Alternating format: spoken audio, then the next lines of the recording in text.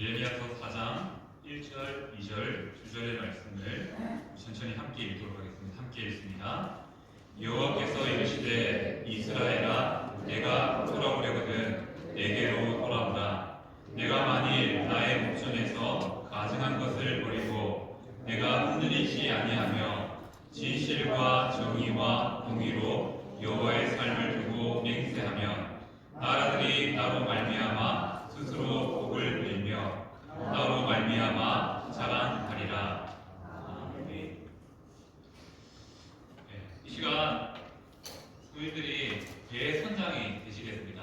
그리고 그 배를 이제 내가 원하는 곳으로 조정하여서 가보자 합니다. 그런데 눈앞에 배가 가는 그 눈앞에 암초가 크게 하나 있습니다. 자, 이제 선장으로서 어떻게 해야 될까요? 이 배를 방향을 바꿔야 됩니다. 자, 선장으로서 이 배의 방향을 바꿔야 되는데, 자, 우리가 어떻게 해야 될까요? 자, 갑판을 닦고 있는 선원에게 배를 돌려달라고 해야 될까요? 아니죠. 자, 우리 그러면 식당에서 요리를 하고 있는 주방장에게 배를 좀 방향을 바꿔달라고 말해야 될까요? 아니죠. 배의 키를 잡고 있는 키잡이 조타수에게 말해서 빨리 배의 방향을 바꿔라 라고 말해야 됩니다. 그래야지 배가 위험으로부터 벗어날 수 있다는 것이죠. 자, 우리는 성경 말씀을 통해서 세례 요한의 외침을 기억하고 있습니다. 무엇입니까? 회개하라 천국이 가까이 왔느니라 라는 말씀입니다. 우리가 이 외침을 우리는 어떻게 듣고 있습니까? 저는 그렇게 생각합니다. 바로 우리가 우리의 인생이란 배가 어떻게 보면 죄라는 암초를 향해서 달려가고 있는데 결국 그 암초에 부딪히면 죽을 게 뻔한데 우리가 알지 못한 채 깨닫지 못한 채 달려가고 있다는 겁니다. 그러한 우리의 삶에 회개하라 천국이 가까이 왔느니라 라는 이 외침은 어떠한 의미가 있겠습니까? 우리가 살기 위해서는 구원받기 위해서는 이 배의 방향을 바꾸는 믿음이 필요하다는 것이죠. 바로 우리의 회개, 우리의 돌아섬은 이렇게 배의 방향을 바꾸는 것처럼 우리의 마음만 바뀌어서 되는 게 아니라 우리의 삶의 모습이 바뀔 때 가능한 것을 말씀하고 있습니다. 오늘은 이렇게 회개의 메시지를 함께 살펴보고자 합니다. 자, 성도님들이 살아가시는 우리 한국 사회, 한국 교회 악합니까, 선합니까? 여러 가지로 평가할 수 있을 겁니다. 하지만 한국 사회를 향하여서 선하다라고 말하는 사람들은 많지 않습니다. 왜 그렇습니까? 눈에 보이는 게 악합니다. 귀에 들리는 것이 선하지 않습니다. 오히려 눈앞에 보이고 귀에 들리는 소리들은 우리가 불안하도록 만들어버린다는 것이죠. 그리고 안타까운 것은 성도라는 이름으로 살아가는 사람들도 그 악함에 물들어 있는 모습들을 종종 보게 됩니다. 이러한 한국 사회와 교회를 향하여서 이 자리에 앉아 계신 성도님들은 회개하십시오 라고 말할 수 있습니까? 죄악을 해결하지 않으면 하나님의 크신 심판이 임하게 될 것입니다 라고 말할 수 있겠습니까? 결코 쉽지 않습니다. 하지만 오늘 본문의 말씀은 우리의 삶을 향하여서 말씀합니다. 회개해야 된다. 심판이 곧 임하게 될 것이다 라고 말씀합니다. 이러한 메시지 앞에 우리는 어떻게 반응해야 할까요? 자, 오늘 말씀을 통해서 우리가 어떻게 하나님께로 돌아서야 될지를 함께 살펴보고자 합니다. 오늘 본문의 말씀으로 돌아가겠습니다. 자, 오늘 본문에 해당되는 예레미야라는 인물이 등장합니다. 이 자리에 앉아 계시는 성도님들은 예레미야의 별명을 아십니까? 뭐죠? 눈물의 선지자로 우리가 잘 알고 있습니다. 예레미야가 살아가던 시대를 생각하면 그 시대의 악함 때문에 예레미야는 하나님이 주신 마음으로 울 수밖에 없는, 탄식할 수밖에 없는 그러한 상황에 살아가는 자가 예레미야였습니다. 그러한 이스라엘 백성들을 향하여서 하나님이 주신 말씀이 뭐죠? 멸망, 심판을 선포하라라고 말씀합니다. 그래서 예레미야서 전체에 4번 등장하는 이러한 표현이 있습니다. 예레미야의 고백이죠. 슬프도소이다 주 여호와여. 바로 예레미야가 느끼는 그 시대를 향한 두려움과 막막함과 또 하나님이 주신 그 탄식이 동시에 담겨 있는 그런 고백입니다. 자, 하나님께서 예레미야에게 주신 하나님의 말씀은 무엇입니까? 평강이 아니라 재앙을 말하라고 말씀하십니다. 생명이 아니라 칼을 말하라고 말씀하십니다. 바로 이스라엘 동포들에게 임하게 될 재앙과 칼과 기근과 병을 전하라라고 말씀하고 있습니다. 자, 사람들이 예레미야가 선포하는 이러한 멸망의 메시지를 듣는 걸 좋아했을까요? 결코 아닐 겁니다. 그가 전하는 말씀을 거부했으며 심지어는 예레미야를 여러 차례 죽이려고 모의한 이스라엘 백성들의 이야기가 예레미야서에 담겨 있습니다. 누가 사람들에게 만만한 메시지를 전하기를 좋아하겠습니까? 그리고 곧 심판이 임할 것이라는 그 말을 쉽게 전할 수 있겠습니까? 예레미야는 자신의 죽음을 각오하고 바로 하나님의 말씀을 대언하는 자로 서 있습니다. 아마 예레미야도 이런 마음이 있지 않았을까요? 이스라엘 백성들을 향해서 좋은 말, 듣기 좋은 말, 사람들이 행복해질 수 있는 말, 하나님께서 잘 되게 해주실 거야, 하나님께서 도와주실 거야 라는 말을 전하고 싶었을 것입니다. 하지만 하나님께서 예레미야를 통해서 주신 말씀은 이스라엘 백성들이 재앙으로 말미암아 멸망하게 될 것이다 라는 그러한 말씀을 전하라고 했다는 것이죠. 아마 예레미야 자신의 말을 생각해보면 한편으로는 자신의 마음과 다른 말을 해야 되는 그런 모습의 심정에 안타까움이 있었을 것이고요. 그리고 또 자신이 전해야 될 그 메시지를 사람들이 듣기 싫어하기 때문에 전해야 되는 그런 부담감들이 있었을 거라 생각되었습니다. 저도 오늘 예레미야처럼 비장한 마음은 아니겠지만 예레미야의 심정으로 또 세례 요한의 심정으로 이 회개라는 이 단어의 메시지를 전달하고자 합니다. 그리고 심판이라는 이 메시지를 전달하고자 합니다. 아마 많은 부분에서 부담스럽고 듣기 어려운 상황이고 말씀일 수 있습니다.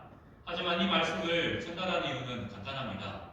하나님의 마음이 이 회개의 메시지 가운데, 심판의 메시지 가운데 담겨있기 때문입니다. 하나님은 어떠한 분이기에 이 심판의 메시지, 회개의 메시지를 우리에게 주실까요? 하나님은 우리를 향하여서 항상 기다리고 계시는 분입니다. 우리가 죄를 자복하고 돌아오면요, 우리를 안아주시고 품어주시는 분이십니다. 바로 이것이 하나님의 사랑이라는 것이죠. 회개의 메시지 이면에는, 심판의 메시지 이면에는 바로 네가 돌아오면 내가 다 용서해줄게, 네가 지금 죽게로 나오면 내가 너를 품어줄게 라고 말하는 하나님의 사랑의 메시지가 담겨있다는 사실을 기억해야 됩니다. 오늘 우리는 하나님의 메시지죠, 돌아오라라는 이 메시지 앞에 누구에게로 돌아갈 것인가 라는 질문을 해야 되고 또한 결단을 해야 됩니다. 자, 오늘 본문 말씀을 보면 우리가 돌아가야 될 대상을 밝히고 있습니다. 누굴까요? 바로 여호와께, 하나님께로 돌아오라라고 말씀합니다. 우리는 이 돌아감을 위해서 결단해야 된다는 것이죠.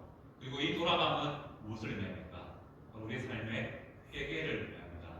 하나님께서 우리의 삶에 원하시는 회개가 무엇인지, 참된 돌아옴이 무엇인지 오늘 주어진 본문을 통하여서 세 가지의 내용으로 함께 살펴보고자 합니다.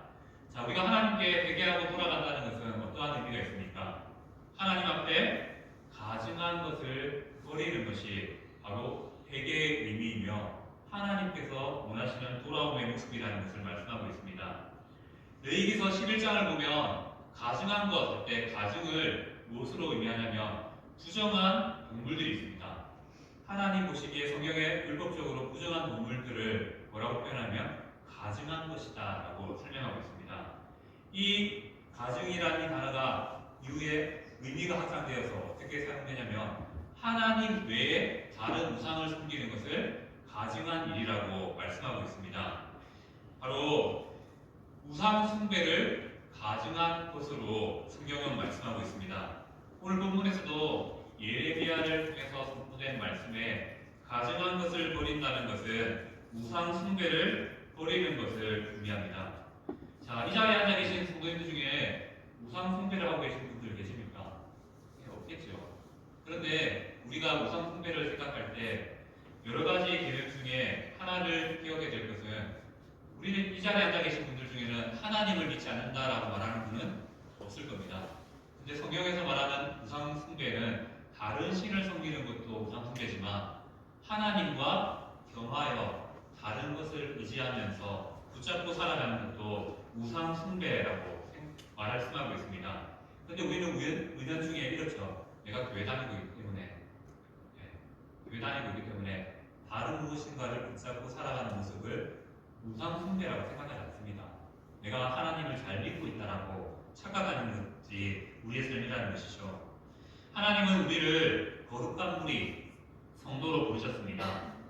성도의 삶은 바로 거룩이라는 단어로 설명되어야 된다는 것이죠. 거룩은 무엇입니까?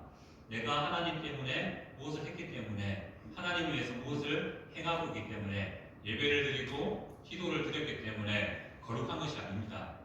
우리가 거룩한 것은 내가 하나님의 손을 붙잡고 있기 때문에, 하나님과의 관계를 놓치지 않고 있기 때문에 거룩이 내게 입혀져서 바로 하나님 때문에 내가 성도라는 이름을 얻게 되었다는 것이죠.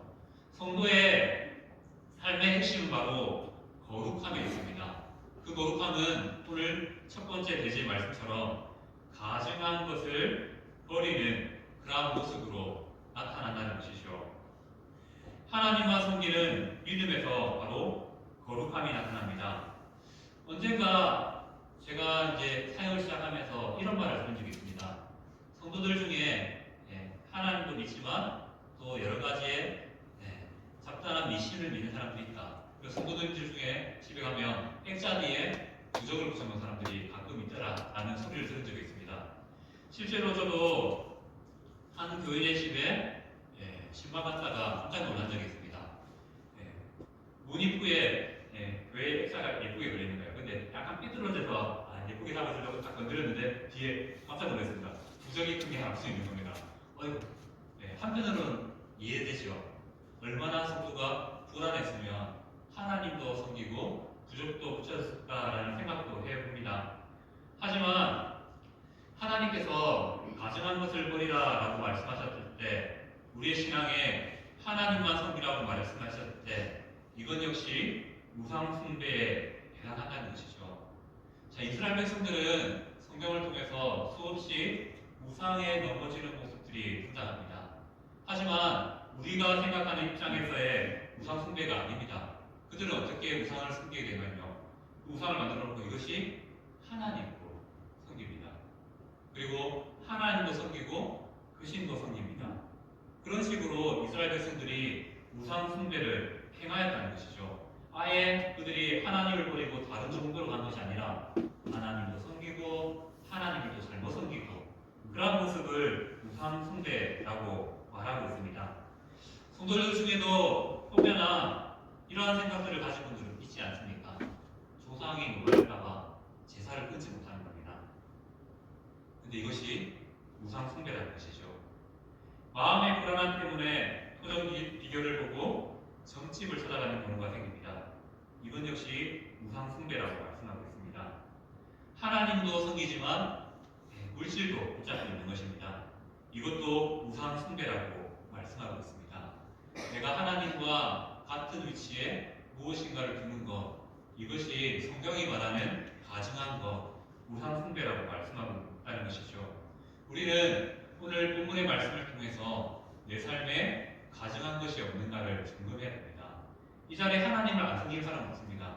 하지만 하나님과 비슷한 위치에, 같은 위치에, 혹은 더 높은 위치에 내가 의지하고 붙잡고 있는 것이 있지 않는가 생각해 봐야 됩니다. 자, 한국에 사개오라고 불리는 백사겸이라는 맹인이 있습니다. 그의 일화를 한번 소개시키고자 합니다. 그는 어떠한 삶을 살았냐면 원래 부잣집의 자제로 태어났습니다. 그런데 그가 젊을 때 치력을 잃게 됩니다. 그래서 앞을 보지 못하는 상황이 되었고, 그와 더불어 집도 망하게 됩니다. 그래서 그가 생계를 유지하기 위해서 당시 맹인들이 한 70%, 80%가 대부분 정집을 운영했다고 합니다.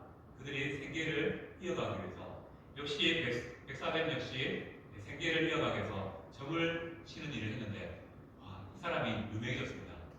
점괘가 유명한 걸로 잘 나오는 걸로 유명해졌습니다. 그러던 와중 어떤 한 사람이 속도금이라고 하죠. 좋은 종이, 질 좋은 종이에 적힌 말씀 구절을 던져주고 왔습니다. 백사겸은 뭐 읽을 수도 없고 그냥 종이의 질이 좋으니까 집에 벽지 대신 한쪽에 이걸 예쁘게 발라놨다고 합니다. 그런데 어느 날 가족 중에 한 명이 그 벽지의 글을 열심히 읽는 것을 자신이 귀를 기울여 듣게 됐습니다. 무엇이냐면 바로 하나님의 말씀을 읽고 있는 그 목소리에 그가 집중하다 보니 내가 예수님을 믿어야 되겠구나 라는 확신을 가지고 그때부터 신앙생활을 시작하게 됐습니다. 그런데 이제 교회를 가야 되는데 잘 모르잖아요. 그래서 가까운 이웃의 한 집사님이 자신의 교회에 초대하는 것을 듣고 그 길로 교회에 가서 믿음 생활을 시작하게 되었습니다. 그런데 시기가 언제냐면 딱 연말 이때쯤이었습니다. 집사님이 딱 봤을 때 이 백사겸이라는 사람이 맹인이고 할 수 있는 일이 점치는 것밖에 없는 겁니다. 또 연말 되면 점 안 치지 않습니까? 그래서 집사님 마음에 우리 연말 먼저 좀 지나서 교회 나오면 안 되겠냐고. 그래서 세계를 내가 조금 이어가지 않겠냐고 보냈습니다. 그때 백사겸이 어떻게 말하냐면 그것을 다 끊어버리고 내가 이 오늘부터 예수를 믿기로 했는데 내가 어떻게 그것들을 유지할 수 있겠냐라고 해서 단번에 거절했다라고 봅니다. 이렇게 거절한 그의 신앙, 하나님만 선택했던 그의 신앙이 하나님이 놀랍게 그의 인생의 은혜를 부어주심을 통하여서 많은 맹인들을 춤계로 돌리는 그러한 놀라운 사역들을 감당하는 인물로 세워주셨습니다. 그리고 우리가 믿음의 가문이 잘 된다라고 그런 말을 하지만 실제로 백사겸을 통해서 이후에 태어난 많은 사람들이 또 믿음 안에서 세워지는 그런 복도 누렸다라고 말씀하고 있습니다. 바로 가증한 것을 버린다는 것이 이것입니다. 하나님을 믿는데 내가 생계 때문에, 내가 무엇 때문에 다른 것을 붙잡고 사는 것은 하나님이 원하시는 그런 회개의 삶이 아니라는 것이죠. 하나님께서는 우리의 삶에 가증한 것을 버리고 돌아오기를 원하십니다. 신앙은 어중간하게, 애매하게 믿는 것이 아니라는 것이죠. 하나님께 돌아섰다면 하나님께 100%의 마음을 드리며 의지하며 나가는 것이 바로 참된 돌아옴, 바로 회개, 가증한 것을 버리는 일이라는 것을 말씀하고 있습니다. 그리고 더불어 이렇게 가증한 것을 버리고 돌아왔을 때 하나님께서는 우리에게 흔들리지 말 것을 말씀하고 있습니다. 우리가 하나님을 믿기로 다짐하고요, 선택하고요, 하나님께로 나옵니다. 그런데 세상이 우리를 가만히 두지 않습니다. 나는 하나님을 100% 신뢰하겠다라고 결단하고 나왔는데 세상은 우리를 계속 흔듭니다. 우리의 믿음을 흔들고 우리의 연약함들을 흔들게 됩니다. 하나님을 선택하는 성도들은 그 흔들림이라는 감당해야 될 대가가 있다는 것이죠. 사람들은 눈에 보이는 것으로 안정을 누립니다. 하지만 눈에 보이지 않는 일에 대해서는 늘 불안하고 초조합니다. 하나님이 아마 눈에 보이면요, 우리의 불안이 조금 덜할 수 있을 겁니다. 하지만 하나님은 눈에 보이지 않기 때문에 우리는 그 하나님을 향하여서 믿음이 초조와 불안으로 세워질 때가 참 많습니다. 그리고 그 불안함 때문에 나는 하나님만 바라보는 게 너무 힘들다라고도 말할 수 있다는 것이죠. 어떻게 보면 이 고백은 당연합니다. 왜냐하면 우리의 삶에 눈에 보이는 것들을 우리는 연약함을 통해서 눈에 보이는 것들을 의지하지 눈에 보이지 않는 것들에서는 흔들리기 마련이기 때문이라는 것이죠. 오늘 말씀은 여호와께 돌아오는 것, 하나님께 돌아오는 것은 바로 흔들리지 않는 신앙을 갖는 것이라고 말씀하고 있습니다. 고린도전서 15장 58절 말씀에 바울이 이렇게 말합니다. 함께 읽겠습니다. 그러므로 내 사랑하는 형제들아, 견실하며 흔들리지 말고 항상 주의 일에 더욱 힘쓰는 자들이 되라 말씀합니다. 세상은 하나님의 백성들을 두려움으로 눈에 보이지 않는 것을 믿는 것보다 눈에 보이는 무엇인가를 붙잡는 것이 더 현실적이다, 현명하다라고 속삭입니다. 이러한 마음 가운데 우리 안에 두려움이 생겨나고 그 두려움이 믿음의 발목을 잡게 됩니다. 더 이상 하나님께 온전히 나아가지 못하도록 흔들게 된다는 것이죠.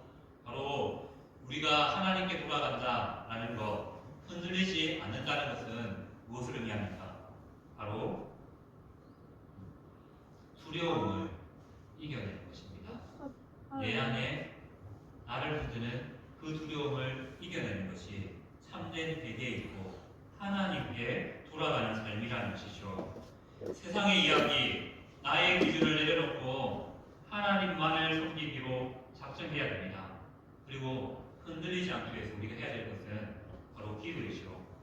우리의 삶이 늘 세상의 유혹 앞에, 또 세상의 많은 가시들 앞에 흔들리지 않도록 기도하는 것이 바로 참된 하나님께 돌아오는 삶이라는 것을 말씀하고 있습니다. 그리고 참된 회개, 돌아옴은 세 번째, 진실과 정의와 공의로 맹세하는 삶을 살아가는 것임을 말씀하고 있습니다. 왜 이런 말씀을 하셨냐면 당시 예레미야가 사역할 당시에 이스라엘 백성들에게는 거짓 맹세가 퍼져 있습니다. 어떠한 거짓 맹세냐면요, 이웃이 내게 맡긴 물건에 탐이 나서 욕심이 생겨서 내게 안 맡겼는데? 라고 거짓하게 됩니다. 그리고 그 말이 진실됨을 설명하기 위해서 내가 하나님 앞에 맹세한다, 이런 식으로 내 거짓을 하나님께 맡겨버리는 그런 거짓 맹세가 허다했습니다. 남의 잃어버린 물건을 죽고도 내가 죽지 않았다라고 부인하는 그런 거짓말도 허다했습니다. 이러한 내용들이 레위기에 잘 나타나고 있습니다. 그리고 가나안 이웃에게 주어야 될 품삯을 제때 주지 않거나 또 그에게 받은 저당물을 해지기 전에 돌려주지 않는 그러한 제약들이 발생하게 됐습니다. 율법에서는 남에게 맡겨놓은 것들을 해지기 전에 돌려주라라는 말씀도 있습니다. 하지만 이런 말씀들을 기억하지 않았다는 것이죠. 그것뿐입니까? 이웃을 위해서 착취한 적이 없다는 것을 증명하기 위해서 앞서 말씀드렸던 것처럼 하나님의 이름을 빌려서 맹세하기까지 했습니다. 자, 하나님의 이름으로 맹세하면 보통 누가 손해를 봅니까? 가난하고 힘없는 이웃들은 어쩔 수 없이 침묵할 수밖에 없습니다. 그리고 우리가 잘 아는 고르반이라는 이 말을 아실 겁니다. 이스라엘 백성들은 각자가 부모에게 해야 될 도리가 있습니다. 부모를 잘 섬겨야 된다는 것이죠. 그런데 이스라엘 백성들이 어떻게 했습니까? 그 돈을 함부로 쓰고 이렇게 말합니다. 고르반, 그것을 하나님께 드렸다. 거짓 맹세죠. 그러한 맹세들이 허다한 것이 바로 이스라엘의 모습이었다는 것입니다. 얼마나 그 거짓 맹세가 허다했으면 십계명에도 이 거짓 맹세에 대한 부분들을 담고 있지 않겠습니까? 자신의 이익을 위한 거짓 맹세, 그와 반대되는 것이 바로 진실과 공의와 정의를 맹세하는 삶임을 말씀하고 있습니다. 맹세하되 진실과 진리에 근거해서 숨김없이 말한다는 것이죠. 여기서 말하는 정의가 무엇입니까? 정의는 이웃과 마음을 같이 하며 자신을 대하듯이 이웃을 대하는 자세가 바로 정의라는 것으로 설명됩니다. 공의는 무엇입니까? 눈에 보이는 것으로 뇌물로 휘두르지 않고 올바른 판단을 내리는 것을 공의라고 말합니다. 이러한 점에서 정의와 공의는 하나님을 경외하는 성도들에게 이웃과 어떠한 관계를 맺고 살아가느냐라는 그런 사실을 밝혀줍니다. 정의와 공의, 결국 가난한 이웃, 고아와 가구, 외부인, 노동자, 객에 대해서 우리가 어떻게 대처하고 대우하고 있느냐를 말씀하고 있습니다. 자, 창세기 18장에 보면 아브라함의 이야기가 등장합니다. 하나님께서 아브라함을 부르신 이유는 자손에게 복을 주시고 또 땅에 복을 주시고 그의 삶에 복을 주시기 위함이 아니라고 말하고 있습니다. 왜 하나님께서 아브라함을 그 이방인의 땅에서 불러서 믿음의 사람이 되게 하셨습니까? 바로 오늘 말씀처럼 의와 공도를 행하게, 다르게 말하면 정의와 공의를 행하기 위해서 바로 아브라함을 부르셨다고 말씀하고 있습니다. 더 쉽게 말하면 이웃을 사랑하게 하시려고 아브라함에게 믿음을 주셨고 아브라함을 택하여 불러주셨다라고 말씀합니다. 하나님께서 이 이웃 사랑을 실천하기 위해서 아브라함에게 주신 복이 있습니다. 뭡니까?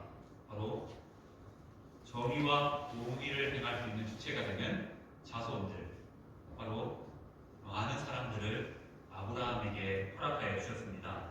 그뿐만 아니죠. 정의와 공의를 이룰 수 있는 공간으로서의 땅을 아브라함에게 선물로 주셨습니다. 그리고 정의와 공의를 행할 수 있는 복, 물질적인 복까지 포함해서 그 복을 아브라함에게 부어 주셨다는 것입니다. 바로 하나님께서는 우리의 삶에도 정의와 공의를 행하시는 삶을 원하신다는 것이죠. 그리고 오늘 읽지 않았지만 이어지는 말씀을 통해서도 예레미야에게 묵은 땅을 갈아엎으라 라고 말씀합니다. 이 말의 의미는 바로 가난한 이웃을 돌봐야 한다 라는 의미를 동시에 담고 있습니다. 우리가 하나님께 돌아온다, 하나님을 제대로 섬긴다, 회개한다는 삶의 의미에는 바로 이러한 의미가 담겨 있는 것입니다. 우리 4장 2절 말씀을 함께 읽었으면 좋겠습니다. 우리가 그렇다면 정의와 공의의 삶을 살아가면 우리의 삶에 어떠한 일들이 일어납니까? 예레미야서 4장 2절 말씀은 이렇게 말하죠. 진실과 정의와 공의로 여호와의 삶을 두고 맹세하며, 함께 읽겠습니다. 나라들이 나로 말미암아 스스로 복을 빌며 나로 말미암아 사랑하리라고 말씀하고 있습니다. 우리가 성도로서 하나님이 원하시는 그 삶으로 향하여 살아가며 진실과 정의와 공의를 맹세하는 삶을 살아가며 어떻게 하신다고요? 우리의 그 모습을 통하여서 이방 나라들이, 믿지 않는 사람들이 복을 받게 되는 은혜를 베풀어 주신다라고 말씀하고 있습니다. 우리의 그 섬김을 통하여서 열방이 하나님을 자랑할 수 있도록 인도해 주신다는 것이죠.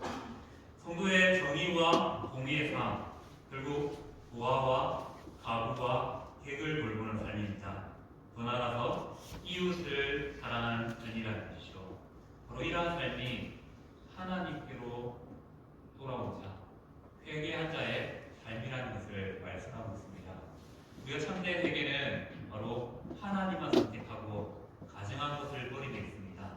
또 돌아왔을 때 세상의 많은 이야기들에 흔들리지 않는 것, 하나님만 바라보는 것이 참된 회개임을 말씀하고 있습니다. 그리고 참된 회개는 우리의 삶에 정의와 공의를 행하는 삶, 이웃을 섬기는 삶으로 나타난다고 말씀하고 있습니다. 그리고 이렇게 우리가 참된 회개의 삶으로 살아갈 때 어떤 일이 우리의 삶에 일어납니까? 바로 우리 때문에 우리의 주위에 사람들이 복을 받게 됩니다. 그리고 우리 때문에 하나님이 이 땅 가운데 전달되고 선포되어지고 또 나타나게 될 것을 말씀하고 있습니다. 말씀을 정리하겠습니다. 오늘 말씀은 메시지가 간단합니다. 돌아오라고 말씀하십니다. 누구에게로요? 여호와에게로 돌아오라고 말씀하십니다. 세상은 풍요와 번성을 말하면서 내게로 오라라고 말합니다. 하지만 하나님은 그 모든 것들을 가증한 것으로 여기고 하나님께로 돌아오라고 말합니다. 신앙은 모험이 아닙니다.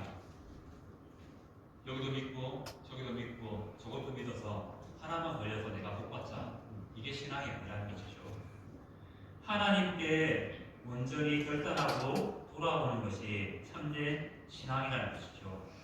우리가 의지하는 모든 것들을 내려놓고 하나님만 의지하고 소원하는 것이 바로 참된 믿음이라는 것을 말씀하고 있습니다.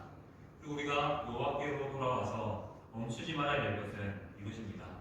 세상은 계속 우리를 향해서 쳐다죠. 여기 와, 이게 좋다, 이것도 해야지 라고 손짓합니다. 이왕이면 점도 보고, 이왕이면 돈도 의지해보고, 이왕이면 사람도 의지해봐라 라고 말합니다. 이때 참된 신앙은 흔들리지 않는 것이라고 말씀하고 있습니다. 세상의 이야기에 귀 기울이는 그의 삶이 아니라 하나님의 말씀에 귀 기울이는 그러한 복이 우리 가운데 있기를 소망합니다. 더 나아가서 그러한 돌아옴의 증거가 우리의 삶을 통하여서 공의와 정의를 행하는 삶으로 나타난다고 말씀하고 있습니다. 신앙이 좋아서 가난한 이웃들을 돕는 것이 아니라 예수님이 보여주셨던 삶이, 하나님이 원하셨던 삶이 공의와 정의를 행하는 삶이기에 우리가 이웃에게 사랑으로 다가가야 된다는 것이죠. 그리고 그때 하나님은 우리의 삶을 통하여서 놀라운 일을 일으키신다라고 말씀하고 있습니다. 나를 통해 열방이 주께로 돌아옵니다. 또 하나님께서 나를 통해서 영광 받아 주십니다. 이 사실을 기억하면서 믿기를 소망합니다. 한 이야기로 말씀을 마치고자 합니다. 어떤 사람이 기차를 탔습니다. 그런데 자기가 가야 될 방향이 아닌 다른 방향을 향하여 가는 기차를 탔습니다. 어떻게 해야 됩니까? 내려야 되죠. 그런데 이 사람이 안 내립니다. 근데 그 기차 가운데 그 기차를 타고 가면서 그 기차에 있는 연약한 사람들, 가난한 사람들 돕고 불편한 사람들을 열심히 돕습니다. 그리고 선한 일들을 너무 많이 하는 것이죠. 그렇게 선을 베풀다 보니까 기차 안에 있는 사람들이 뭐라고 하냐면 이 사람 정말 착하다. 이 사람 정말 선하다 라고 말합니다. 근데 안타까운 것은 그가 그렇게 열심히 선을 행했지만 그가 탄 기차가 방향이 달랐기 때문에 그는 결국 자기가 원하는 종착지에 다다를 수 없었습니다. 그에게 필요한 것은 무엇입니까? 그 종착지에 가기 위해서는요, 그 기차에서 내려서 자기가 원하는 방향으로 그 기차를 올라타는 그런 결단이 필요하다는 것이죠. 우리 삶에 가끔 이렇게 생각하는 사람들이 있습니다. 우리가 선을 많이 행하고 착한 일을 많이 하면 하늘도 감당해서 감동해서 나를 보내주실 거야, 나를 책임져 주실 거야, 내게 복을 주실 거야 라고 말하고 생각하는 사람들이 참 많습니다. 하지만 참된 복은 어디에 있습니까?